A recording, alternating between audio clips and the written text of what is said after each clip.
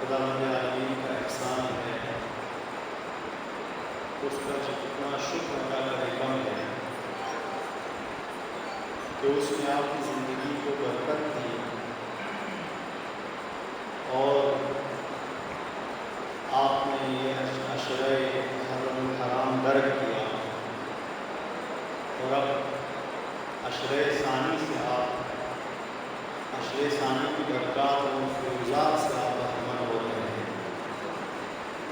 کتنے ایسے لوگ گزرے ہیں کہ جن کے دل میں یہ خواہش ہوا کرتی تھی، جو یہ دعائیں کیا کرتے تھے کہ کاش پروردگار ہماری زندگی کو برکت دے اور ہم آئندہ سال بھی غم حسین اسی انداز میں منائیں، لیکن آج وہ مومنین ہمارے درمیان نہیں ہیں۔ یہ برکت خدا نے آپ کی زندگی کو دی ہے، اس پر خدا کا شکر ادا کریں۔ عزیزان گرامی،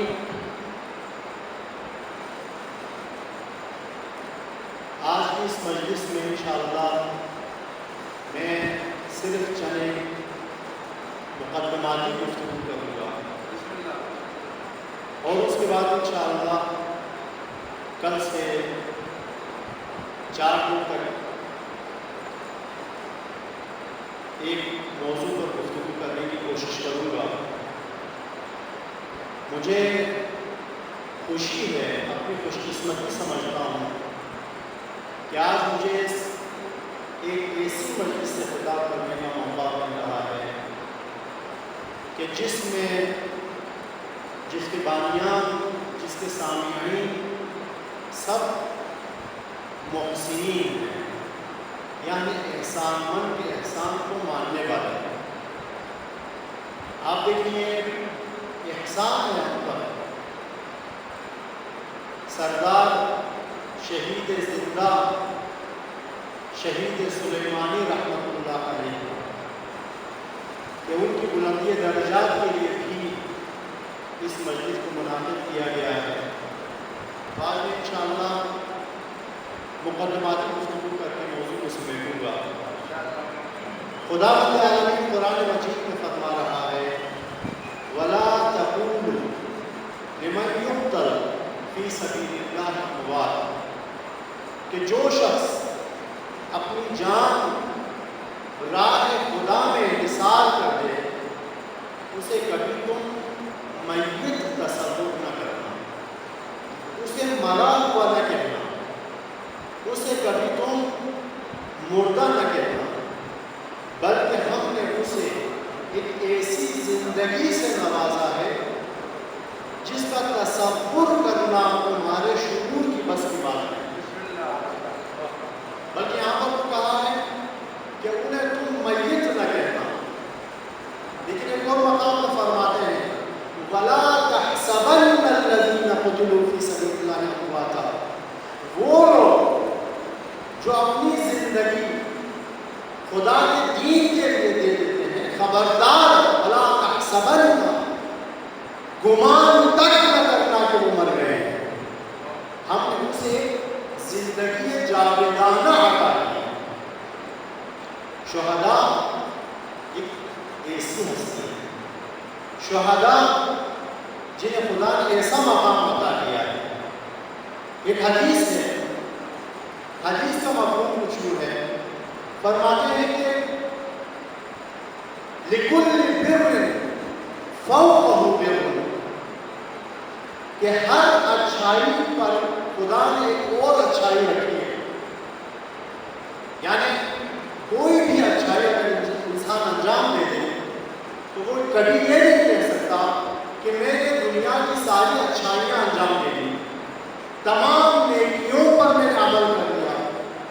لِكُلِّ بِرٍ فَوْقَهُ بِرٌ، کیونکہ پروردگار نے ہر نیکی سے بڑھ کر ایک اور نیکی رکھی ہے. ہم سمجھتے ہیں صدقہ دینا نیکی ہے، لیکن خدا نے صدقہ دینے کو نیکی کا معیار قرار نہیں دیا، بلکہ صدقہ دینا ایک نیکی ہے. کیا یہ نیکیوں کی انتہا ہے؟ نہیں، بلکہ لِكُلِّ بِرٍ فَوْقَهُ بِرٌ، ایک نیکی ایسی بھی ہے جسے خدا نے صدقے پر بھی فوقیت دی ہے. وہ کیا ہے؟ صدقہ دینا ایک نیکی، لیکن اس سے بڑھ کر نیکی کیا ہے؟ وہ صدقہ کسی آپ مستحق کو دیں، اس سے بڑھ کر نیکی ہے. کیا مستحق کو صدقہ دینا ہی نیکی کی انتہا ہے؟ نہیں، بلکہ اس سے بڑھ کر اور نیکی ہے. وہ کیا ہے کہ وہ ذوی حقوق، وہ مستحق جس کو آپ نے صدقہ دیا ہے وہ آپ کے رشتہ داروں میں سے ہو، یہ اس سے بڑھ کر نیکی ہے.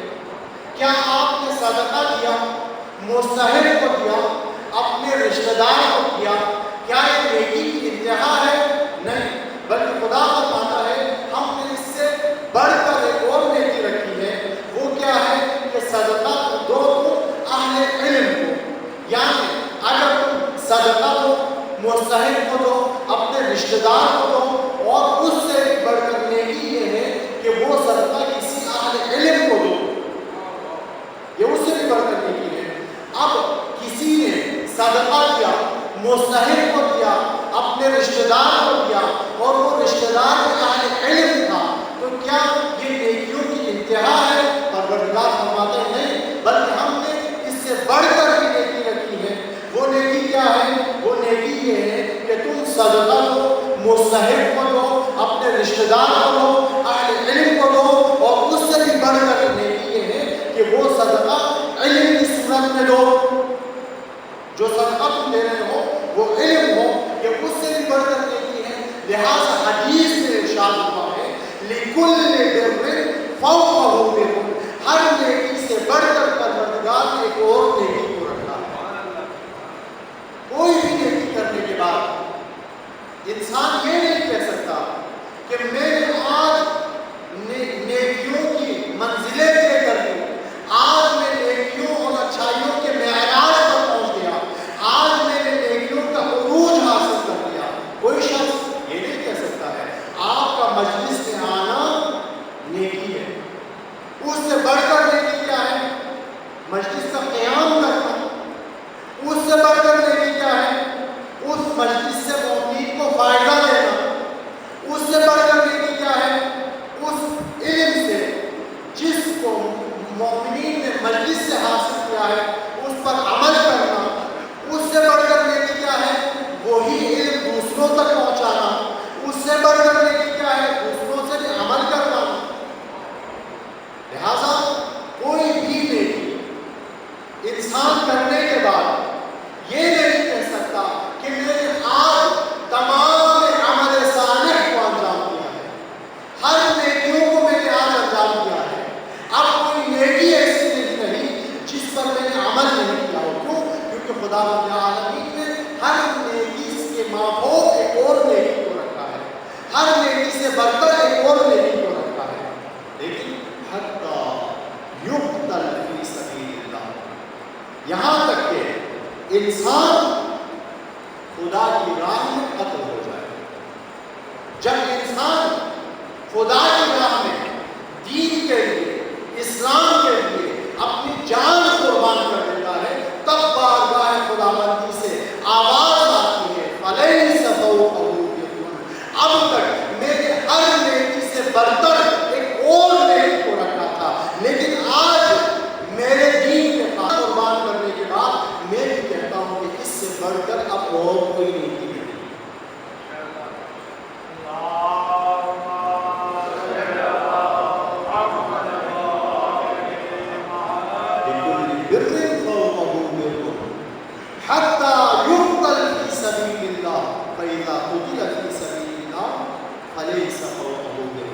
ہر نیکی سے برتر، ہر نیکی سے بہتر خدا نے اور نیکی رکھی ہے، یہاں تک کہ انسان اپنی جان خدا کے لیے نثار کرے، تب خدا فرماتا ہے اس سے بڑھ کر اور کوئی نیکی نہیں۔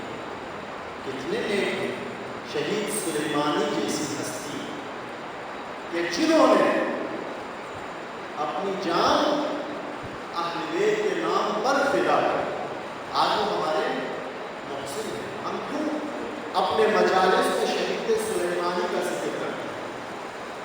کیونکہ شہید سلیمانی ہمارے محسن ہیں، انہی کی برکت سے ہے کہ ہم آج آزادانہ طریقے سے جا کر شام کربلا میں اپنے آقاؤں، اپنے مولا اور اپنے سردار کی زیارت کر سکتے ہیں۔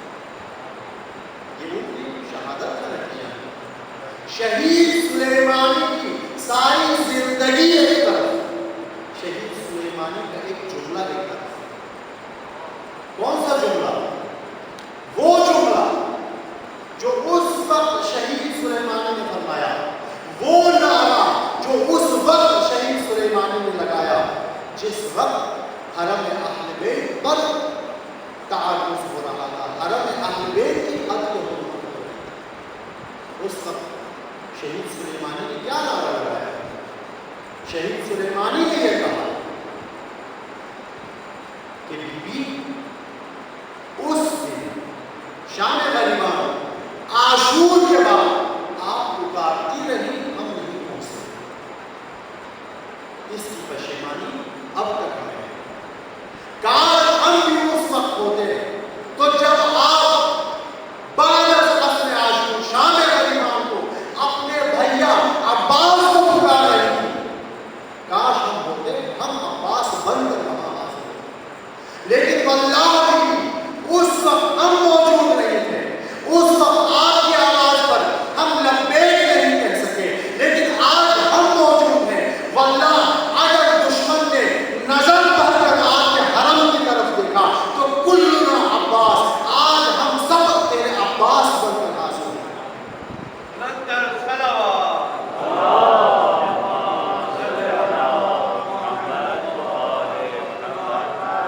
کسی بھی شخص کی عظمت کو سمجھنا ہو، عربی میں ایک فارمولہ ہے، ایک قانون ہے، کسی شے کی اگر پہچان ہونی ہو اور آپ اسی شے سے اس کا تعارف اگر نہیں کر سکتے تو اس کی ضد کو لے، اس کی ضد سے آپ سمجھا سکیں کہ یہ چیز کیا ہے۔ مثال کے طور پر اگر آپ نے کسی کو دن سمجھانا ہو کہ دن کیا ہوتا ہے اور آپ دن کی ڈیفینیشن کریں، دن کی تعریف کریں کہ دن وہ ہوتا ہے جس میں سورج نکلتا ہے، وہ ہوتا ہے جس میں روشنی ہوتی ہے، وہ ہوتا ہے جس سے انسان بیدار ہوتے ہیں، وہ ہوتا ہے، آپ اس کی دن کی تعریف کرتے جائیں۔ لیکن جب آپ دن کی تعریف کسی کو نہ سمجھا سکے تو آپ دن کو رات سے سمجھا سکتے ہیں۔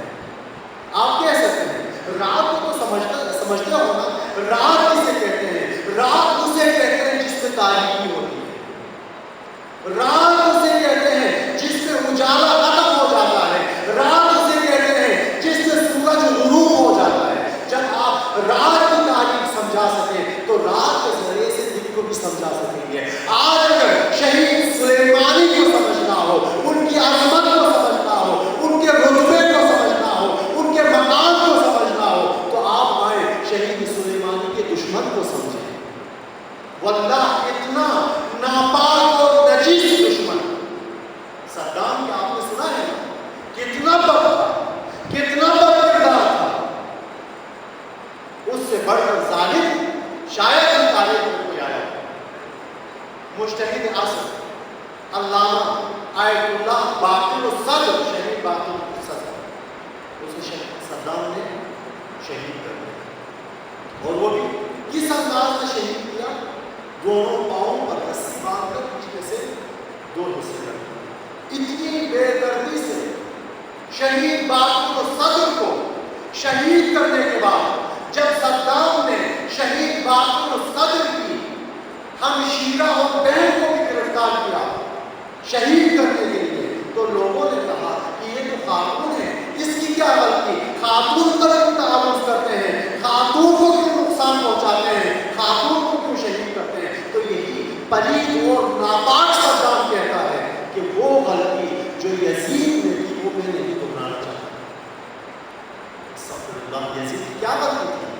یزید کی غلطی یہ تھی کہ یزید نے امام حسین کو شہید کر دیا، لیکن حسین کے بعد زینب کبریٰ کو زندہ چھوڑ دیا۔ اگر زینب کبریٰ کو بھی شہید کرتے تو حسین کا پیغام آج تک نہیں پہنچتا۔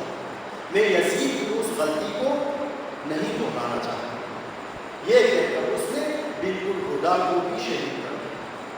اتنا ناپاک شخص، اتنا پلید شخص، اتنا پست شخص صدام، لیکن آئے آپ شہید سلیمانی کے مد مقابل اس دشمن کو ذرا پہچانے جو داعش کے نام سے اس نے اپنے نجس وجود کا اظہار کیا۔ داعش کیا مفہوم تھا؟ داعش کا فارمولہ کیا ہے؟ اس کی ڈیفینیشن کیا ہے؟ دولت اسلامیہ فی العراق و شام، یعنی اپنے اس من گھڑت قانون کو، اپنے اس من گھڑت اسلام کو، اپنے اس مذہب شدہ اسلام کو وہ عراق اور شام میں مسخ کرنا، وہ رائج کرنا چاہتا ہے۔ وہ داعش جو سعودیہ سے مطالبہ کر رہا ہے کہ رحمت للعالمین رسالت مآب صلی اللہ علیہ وآلہ وسلم کے صلوات پڑھ کے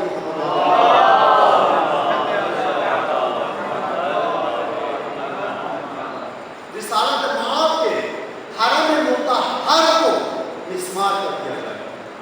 جس داعش کی یہ خواہش ہے، وہ داعش آ کر جو رسول کے حرم کو قائم نہیں دیکھنا چاہتا، کیا وہ داعش آ کر کربلا میں حرم امام حسین کو اسے ہی رہنے دیتا؟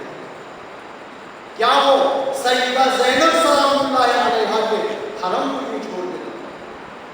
اس داعش کو اور اس کے ناپاک عزائم کو نیست و نابود کر کے خاک میں ملا کر آج اگر زیارت کا زمینہ ہمارے لیے ہموار کیا ہے تو یہ شہید سلیمانی کا احسان ہے، اور اسے اپنی مجالس میں یاد رکھنا، اسے اپنے ہر موقع پر یاد رکھنا، یہ حل جزاء الاحسان الا الاحسان کا بہترین مثال ہے۔ پروردگار روح الفتوح شہداء کے عظمت اور ان کی بلندیوں میں اضافہ فرما، ان کے درجات کو بلند فرما، اور ہمیں بھی ان کے نقش قدم پر چلنے کی توفیق عطا فرما۔ عزیزان گرامی، آج مقدماتی گفتگو میں چلے چلے انشاءاللہ اختصاراً آپ کی خدمت میں بیان کروں گا، پھر کل انشاءاللہ باقاعدہ سے گفتگو کا آغاز کریں۔ آج کی مقدماتی گفتگو کیا ہے؟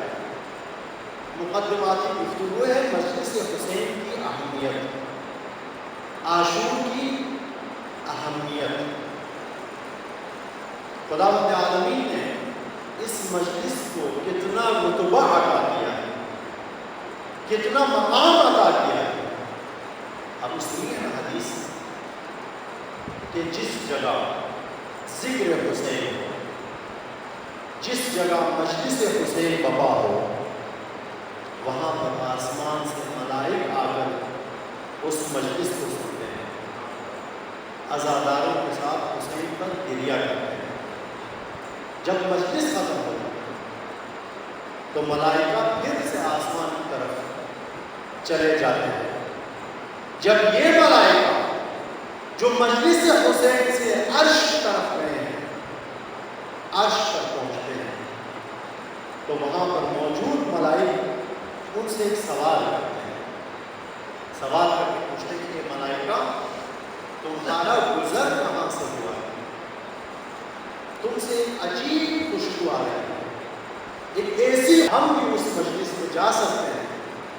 ملائکہ کہتے ہیں کہ اب تو وہ مجلس ختم ہو گئی، عزادار اپنے گھروں تک چلے گئے، اپنے گھروں میں پہنچ گئے۔ ملائکہ کہتے ہیں پھر ہم جاتے ہیں، شاید یہ فیض ہمیں بھی ملے۔ ملائکہ آتے ہیں اس مقام پر جہاں مجلس حسین کا انعقاد ہوا ہے، وہاں آتے ہیں۔ اس مقام پر موجود خاک عزاداروں کے قدموں کی دھول واپس عرش کی طرف جاتے ہیں اور وہ ملائکہ عرض کرتے ہیں اللہ تم سے بھی وہی خوشبو آ رہی ہے جو خوشبو ان ملائکہ سے آ رہی تھی جو مجلس حسین سے اٹھ کر آئی تھی۔ مجلس حسین کا یہ مقام ہے۔ رسالت امام اپنی بیٹی فاطمہ الزہرا سلام اللہ علیہا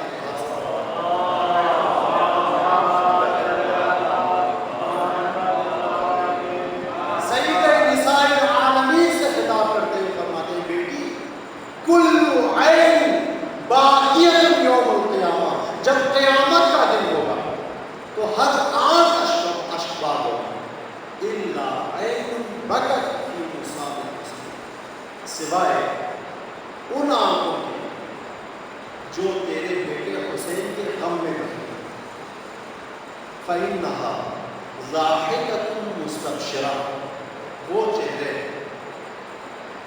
جو مجلس حسین میں جنہوں نے گریہ کیا ہے وہ قیامت کے دن مسرور نظر آئیں گے، کھلتے ہوئے نظر آئیں گے۔ امام رضا علیہ السلام فرماتے ہیں اسی مجلس اور عاشورہ کی عظمت بیان کرتے ہیں کہ من کان یوم عاشورہ یوم حزنہ و بکائہ، وہ شخص جس نے عاشور کا دن اپنے لیے حزن کا دن قرار دیا، اپنی بکا کا دن قرار دیا، عاشور کے دن وہ حسین پر گریہ کرتا ہو، تو جعل اللہ یوم القیامہ یوم فرحہ و سرورہ، پروردگار ایسے شخص کے لیے قیامت کے دن کو، قیامت کے اس ہولناک دن کو، قیامت کا ہولناک دن کس طرح ہے؟ وہ دن جس دن یوم یفر المرء من اخیہ، جس دن بھائی بھائی سے بھاگ رہا ہو، جس دن ماں بیٹے سے، بیٹا ماں سے، باپ بیٹے سے، بیٹا باپ سے، بھائی بہنوں سے، بہن بھائی سے، ہر شخص ہر کوئی اپنے عزیز و اقارب سے بھاگ رہا ہوگا یوم یفر المرء، کیونکہ کہتے ہیں کہ جب قیامت کا سور پھونک دیا جائے تو اس وقت دنیا کے تمام رشتے ختم ہو جاتے ہیں، باپ کا رشتہ، بیٹے کا رشتہ، بھائی کا رشتہ، بیوی کا رشتہ، شوہر کا رشتہ، خالہ خالو، چاچا چاچی، ماموں ممانی، ہر طرح کے دنیا کے رشتے خود بخود ختم ہو جاتے ہیں۔ بس قیامت کا دن وہ دن ہوگا جس دن یوم یفر المرء من اخیہ، جس دن بھائی بھائی سے بھاگ رہا ہوگا، باپ بیٹے سے بھاگ رہا ہوگا، اس ہولناکی قیامت میں خداوند عالمین ان چہروں کو جن چہروں نے مجلس حسین میں جا کر گریہ کیا ہے، خداوند عالمین ان چہروں پر سرور عطا کرے۔ نعرہ حیدری، وہ چہرے قیامت کے دن، قیامت کی اس ہولناکی میں مسکرا رہے ہیں، کھل رہے ہیں۔ لیکن میرا ایک سوال ہے ساتھ گرامی، خداوند عالمین حکیم ہے، خدا کوئی بھی کام بغیر حکمت کے نہیں کرتا۔ آج آپ دیکھیں نا یہ مجالس جو ہم منعقد کر رہے ہیں یہ کتنے سالوں سے قائم ہیں؟ 1400 سال سے زیادہ ہو گئے نا ان مجالس میں۔ ہم آئے ذرا اپنی زندگی کی طرف دیکھیں، ہماری زندگی میں کتنے ایسے لوگ تھے کہ جن کی زندگی کے بغیر زندہ رہنے کا تصور ہم نہیں کر سکتے تھے نا ایسے لوگ۔ ہمارے جوان بیٹا تھا، ہم سوچتے تھے کل کو اگر یہ جوان بیٹا ہمارا نہ رہا تو ہم کیسے رہیں گے؟ ہمارا باپ تھا، ہمارے والد تھے، ہم سوچتے تھے کل کو اگر والد کا سایہ میرے ساتھ سے چھن جائے تو میں کیسے زندہ رہ پاؤں گا؟ ہمارے بھائی تھے، یہ سوچا کرتے تھے کہ اگر اس بھائی کا غم مجھ پر آ گیا، اگر اس بھائی نے دعوے مفارقت مجھے دے دیا تو میں اس بھائی کے بغیر کیسے زندہ رہ پاؤں گا؟ یہ سوچا کرتے تھے نا۔ لیکن کیا ہوا؟ دنیا نے ان عزیزوں کو، ان بیٹوں کو، ان باپ کو، بھائی کو ہم سے چھین لیا۔ ہم روئے، ہم نے گریہ کیا، ایک سال ہم نے اس کی یاد منائی، اس کا چہلم منایا، اس کی برسی منائی، لیکن آئے دیکھیں سال گزر گئے، بھول گئے، ہم اپنے بھائیوں کو یاد نہیں رکھتے، ہم اپنے والدین کو بھول رہے ہیں، ہم اپنے جوان بیٹے کا غم حدیث میں کہتے ہیں کہ انسان کے لیے سب سے خوشی کا مقام یہ ہے کہ اس کا جوان بیٹا ہو۔ ائمہ کیا فرماتے ہیں، انسان کو خوشی سب سے زیادہ اس وقت ملتی ہے جب وہ اپنے جوان بیٹے کو دیکھے، اور سب سے بڑا غم یہی ہوتا ہے کہ جب اس سے اس کا جوان بیٹا چھن جائے، جوان بیٹے کا غم ہے۔ لیکن ہم بھول گئے، بھائی کی مصیبت بھول گئے، بیٹے کی مصیبت بھول گئے، باپ دادا کی مصیبت بھول گئے، لیکن حسین کا غم آج بھی تازہ ہے۔ حسین کے غم کو ہم نہیں بھول سکتے۔ کیا آپ سمجھتے ہیں حسین کے غم کا میں جو موجود تازگی ہے، اس تازگی کا برقرار رہنا کیا میرے اور آپ کا کمال ہے؟ نہیں۔ کیا 1400 سال گزرنے کے بعد حسین کے اس عاشور کے باقی رہنے کا سبب، باقی رہنے کا راز میرے اور آپ ہے؟ نہیں۔ اگر آپ یہ سوچتے ہیں آپ کی بھول ہے، اگر آپ سوچتے ہیں کہ مجھ سے حسین کا غم زندہ ہے تو یہ بھول ہے۔ حسین کا غم کیوں زندہ ہے؟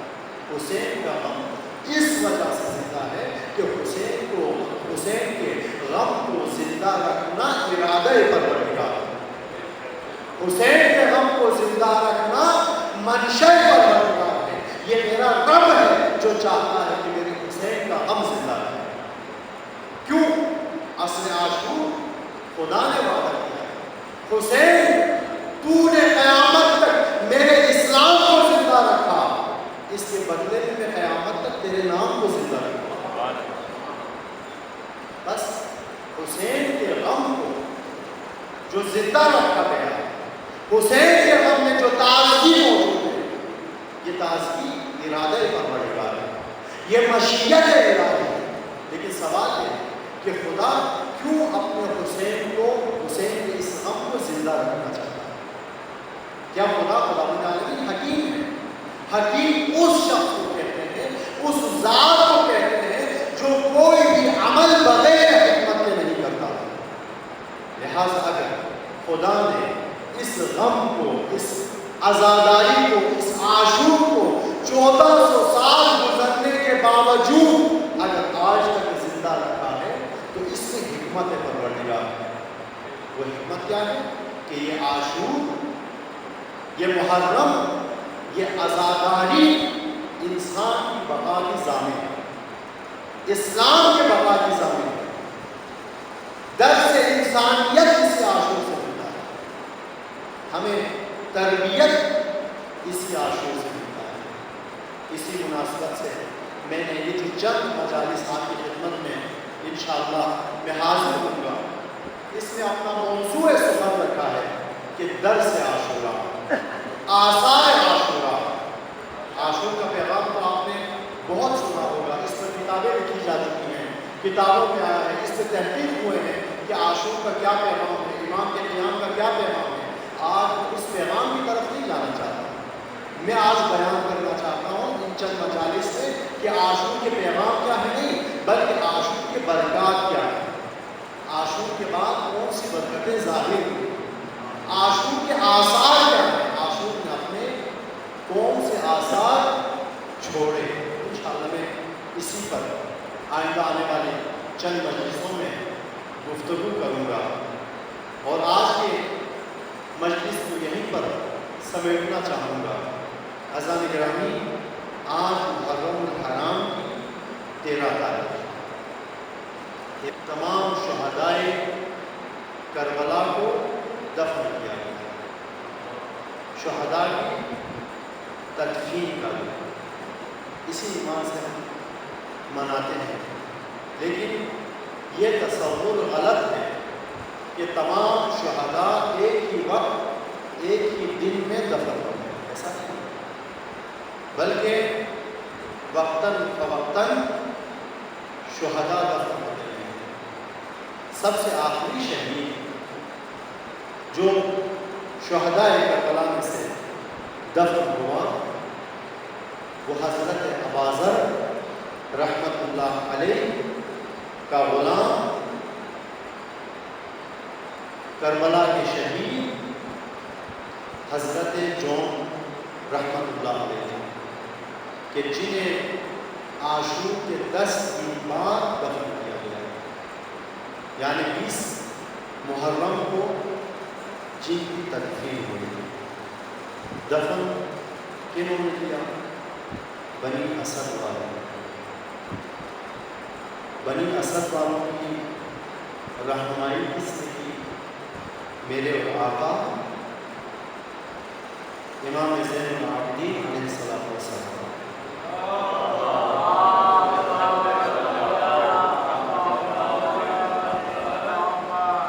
تدفین کا آغاز کہاں سے ہوا؟ تدفین کا آغاز یہاں سے ہوا کہ مولا سید السجاد کربلا میں تشریف لائے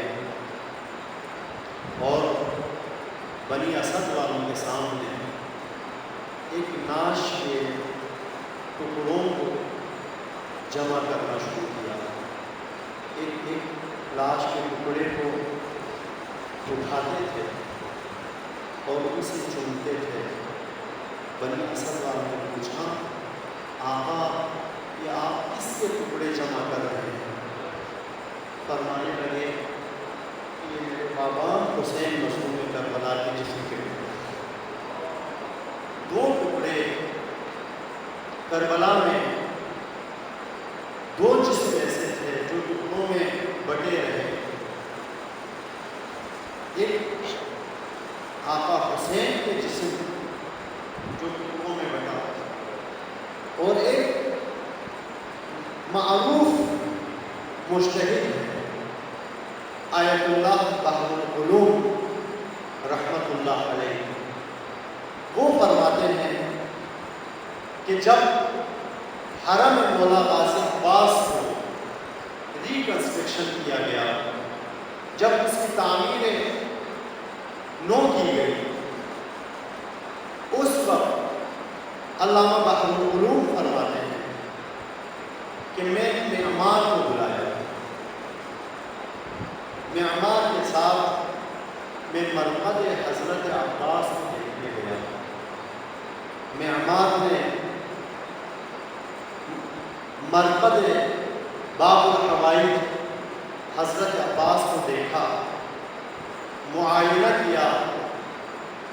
جب معائنہ کر لیا اور ہم باہر نکلنے لگے تو معمار نے مجھ سے کہا کہ آقا اگر اجازت ہو میں ایک سوال کرنا چاہتا ہوں۔ علامہ بحر العلوم نے فرمایا کہ ہاں پوچھو، کیا سوال کرنا چاہتے ہو؟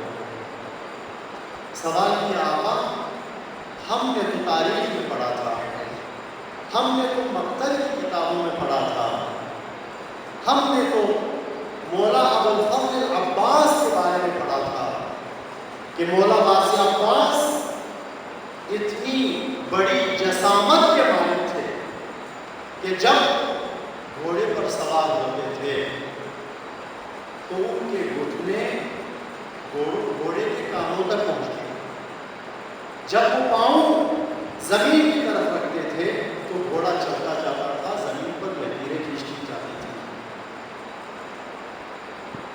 اس کے بعد پوچھتے میرا سوال یہ ہے کہ آقا یا تاریخ نے غلط لکھا ہے یا یہ جو قبر مجھے نظر آتی ہے، یہ قبر اتنی چھوٹی ہے کہ میں یقین نہیں کر سکتا کہ میرے مولا آقا عباس اتنے عظیم اور بزرگ جسم کے مالک ہیں۔ علامہ مرحوم بحر العلوم فرماتے ہیں کہ میں اس کا جواب نہیں دے سکتا، بے اختیار اپنا سر دیوار پر رکھا اور رونے لگا۔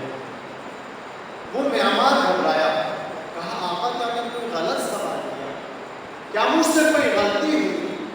کہنے لگا نہیں معمار، تو نے تاریخ بھی درست پڑھی ہے اور تو نے قبر بھی درست دیکھی ہے۔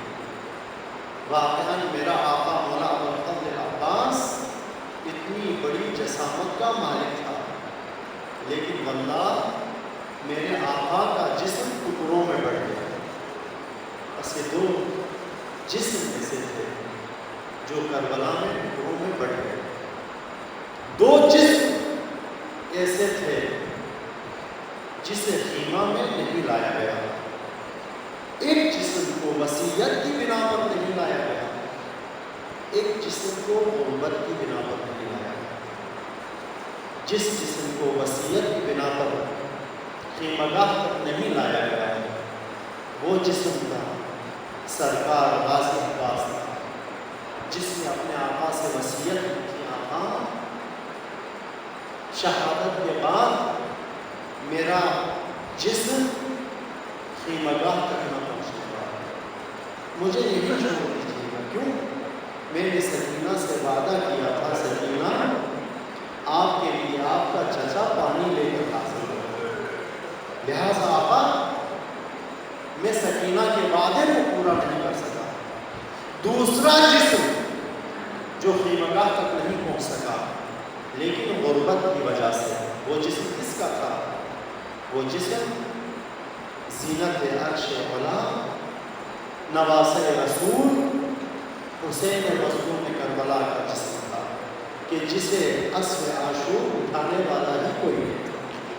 دونوں جسم خیمہ نہیں پہنچے, دونوں جسم خیمہ گاہ نہیں پہنچے, لیکن دونوں کی نشانیاں خیمہ گاہ پہنچے.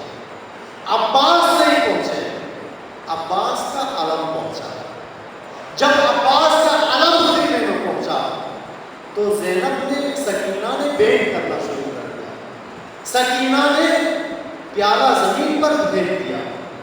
سکینہ نے یتیمان حسین سے فرمایا کہ جب تک میرا چچا عباس زندہ تھا مجھے امید تھی پانی کے آنے کی, کسی سبھی کی, لیکن میرے چچا عباس کے بعد اب پانی کی کوئی ضمانت انہیں نہیں دیتی.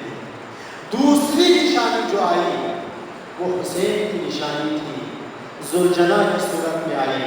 لیکن جب جناب سکینہ نے ذوالجناح کو دیکھا عزاداروں, سکینہ نے گریہ نہیں کیا, سکینہ نے گریہ نہیں کیا.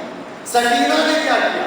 سکینہ نے ذوالجناح کی گردن میں باہیں ڈالی اور ذوالجناح سے ایک سوال کیا. کہا میرے بابا کی سواری, میرے بابا کے باوفا ذوالجناح, یہ تو مجھے معلوم ہے کہ میرا بابا شہید ہو گیا, لیکن ایک سوال کا جواب دے. اسقیہ ام قتل عطشانا, صرف یہ بتا کہ میرے بابا کو شہید کرتے وقت پانی بھی پلایا گیا یا اسی سوکھے گلے پر خنجر چلایا گیا؟ عزاداروں, امام ہے, آج مجھے صرف ایک جسم کے تدفین کے مسائل پڑھنے دیجیے, صرف ایک جسم کے تدفین کے مسائل پڑھوں گا. بنی اسد والوں کو کیا معلوم تھا کہ کس شہید کو کہاں پر لٹانا ہے؟ یہ تو میرے آقا امام سجاد تھے جنہوں نے فرمایا کہ فلان شہید کو یہاں دفناؤ, فلان شہید کو یہاں دفناؤ. امام سید السجاد نے بنی اسد والوں سے کہا, بنی اسد والوں ایک قبر لمبائی میں اتنی لمبی بناؤ کہ جس میں 2 لاش آ سکے, جس میں 2 لاشوں کی جگہ موجود ہو, 2 لاشوں کی گنجائش ہو. فرمایا آقا وہ کس کے لیے؟ مولا فرمانے لگے وہ میرے بابا امام حسین کے. کہا آقا آپ کے بابا کے لیے اتنی لمبی قبر ہم کیوں کھودیں کہ جس میں 2 افراد آ سکیں؟ فرمایا کہ سرانے میرے بابا ہوں گے اور پاکی میں میرے بابا کا کڑیا جوان علی اکبر ہوگا. امام نے فرمایا, بنی اسد والوں نے کہا آقا اس کی وجہ کیا ہے؟ امام نے فرمایا واللہ میرے بابا اکبر کے بغیر رہ نہیں سکتے, میرے بابا کے لیے اکبر کے بغیر رہنا بہت مشکل ہے. حسن گرامی حسین کو بہت محبت تھی اکبر سے. حسین اکبر کے بغیر رہ نہیں سکتے تھے. آپ کو جتنے کربلا کے شہداء ہیں کوئی بھی شہید ایسا نہیں ملے گا جس کے پیچھے حسین دوڑے ہیں۔ واحد اکبر تھے، جب اکبر نے اس سے جہاد لی اور مقتل کی طرف جانے لگے تو پیچھے سے گرتے ہوئے سنبھلتے ہوئے مہلن مہلن یا علی اکبر تھوڑا آہستہ چلا۔ حسین سے اکبر کی جدائی برداشت نہیں ہوتی تھی عزاداروں۔ اس سے اگلا جملہ اور سخت ہے۔ اگلا جملہ کیا ہے عزاداروں؟ کہ حسین جتنی محبت اکبر سے کیا کرتے تھے اتنی محبت اکبر سے ام لیلا بھی کیا کرتی تھی۔ لیلا بھی اکبر سے اتنی محبت کرتی تھی، لیکن تاریخ گواہ ہے کہیں پر لیلا نے اضطراب نہیں دکھایا، کہیں بھی لیلا نے بے صبری کا مظاہرہ نہیں کیا۔ لیکن جب یہ قافلہ شام و کوفہ کی طرف جا رہا تھا تو ایک مقام پر لیلا نے بیداری کی۔ لیلا سے رہا نہیں گیا، لیلا غم میں نڈھال ہو گئی۔ کاروان کو سنبھالنے والی ایک سیدہ تھی، سیدہ زینب سلام اللہ علیہا، فوراً جناب ام لیلا کے پاس تشریف لائی۔ ام لیلا سے عرض کیا، سیدہ آپ تو صبر کی مالکہ ہیں، آپ نے تو اکبر کی لاش پر فریاد نہیں کی، آپ نے تو اکبر کی شہادت کے بعد ذکر نہیں کیا، آپ نے تو آقا حسین کی شہادت کے بعد اضطراب نہیں کیا۔ یہ اچانک سی بیتابی، یہ اچانک سا اضطراب، یہ اچانک سی بے چینی کیسے؟ لیلا فرمانے لگی، شہزادی میں صبر کر رہی ہوں، میں واقعاً کربلا کے بعد اکبر پر نہیں ہوئی، لیکن شہزادی ابھی میں نے ایک منظر دیکھا، مجھ سے رہا نہیں گیا۔ کیا منظر دیکھا؟ میں نے منظر یہ دیکھا کہ ظالم اکبر کا سر نہر پر لے جا کر دھلا رہے تھے۔ یہ مجھ سے دیکھا نہیں گیا۔ اتنے شقی تھے، اتنے مرحوم تھے کہ شہدائے کربلا میں سے کسی ایک شہید کا سر بھی نہیں دھویا گیا، اگر دھویا گیا تو صرف اکبر کا سر۔ کیوں؟ یہ بتانے کے لیے، یہ دنیا کو بتانے کے لیے کہ دیکھو ہم نے اس شخص کو بھی نہیں بخشا کہ جو محمد کی تصویر تھی۔ اکبر کا سر دھویا گیا۔ فرماتی ہے شہزادی میں دیکھ رہی ظالم فرات کے کنارے لے جا کر میرے اکبر کے سر کو دیکھ رہا، دھو رہا تھا، اچانک سے میرے ذہنوں میں اکبر کا بچپنا آیا، وہ بچپنا، وہ زمانہ جب میں بڑے پیار سے اکبر کا چہرہ دھویا کرتی تھی۔ شہزادی ذرا یہ تو دیکھے نا، میرے اکبر کے سر کو بالوں سے پکڑ کر لعین نارے فرات میں ڈبا دیا۔ عزیزانو اتنی محبت تھی حسین کو اکبر سے۔ قافلہ والوں نے، اشقیاء نے، ظالمین نے اس چیز کو محسوس کیا، ظالموں نے محسوس کیا۔ جس سمت اکبر کے سر کو لے جایا جاتا تھا اسی سمت حسین کا سر مبارک نو کے سنا پر گردش کرتا تھا، اسی سمت حسین کا چہرہ بھی موڑتا تھا۔ ظالموں نے اس حالت پر بھی رحم نہیں کیا، ظالموں نے اکبر کے سر مبارک کو نیزے سے اتارا، ظالموں نے اکبر کا سر مبارک ایک صندوق میں رکھا، ظالموں نے اکبر کا سر مبارک صندوق میں بند کر دیا۔ رات کو اپنے عیش و عشرت میں مشغول ہو گئے، مصروف ہو گئے۔ صبح جب ہوئی تو نو کے سنا پر حسین کے سر کو نہیں پایا، حسین کا سر نیزے پر موجود نہیں تھا۔ کافی تلاش کی، جب حسین کا سر نہیں ملا تو ظالم تازیانہ لے کر سید السجاد کی خدمت میں آیا۔